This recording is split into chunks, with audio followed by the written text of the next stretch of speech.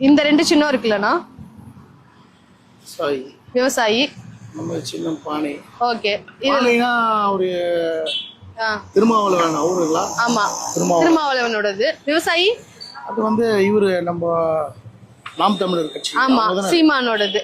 சரியா? இப்போ நீங்க இதுல இந்த ரெண்டு கட்சியில நீங்க யாராவது ஒருத்தரை தேர்ந்தெடுக்கணும்னா யாரை தேர்ந்தெடுப்பீங்க? ஓட்டு போடுவீங்கன்னு கேட்கல, இவங்க ரெண்டு பேரும் நான் ஆப்ஷனா கொடுக்குறேன், இவங்களுக்கு இவங்க பெட்டர் அப்படின்னு நீங்க யாரை சூஸ் பண்ணுவீங்க? திருமாவளவன் சொல்லலாம். திருமாவளவன் சொல்வீங்க. அதாவது வந்து மக்களோட மக்களா இருக்காரு.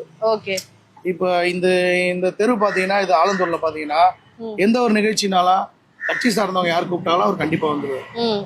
கட்சி சார்ந்த நிகழ்ச்சி அவர் வந்து அரசியல் சார்ந்து வெளியில இல்லாம இங்க இருக்காருன்னா கண்டிப்பா வந்துருவாரு. நானே ஒரு 10 வாட்டி அவர் இங்க ஆலந்தூர்ல பாத்துருக்கேன். அதனால மக்களோட மக்களா இருக்காரு. இப்ப நீங்க சீமான வந்து சீமான் வந்து பேசுவாரு, என்ன பேசுறன்றது அவரா நினைச்சு ஒண்ணு பேசுவாரு.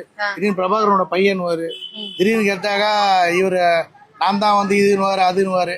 அவர் சொல்ற விஷயங்கள் வந்து ஒரு சில ஏத்துக்கிற மாதிரி இருக்கும், ஒரு சில ஏத்துக்க கூடிய மாதிரி இருக்காது. இவருக்கு ஒரு அட்வைஸ் கொடுக்கணும்னா என்ன சொல்வீங்க? அவர் வாய் அடக்கினாருன்னா போதும். வாய் அடக்கணும்.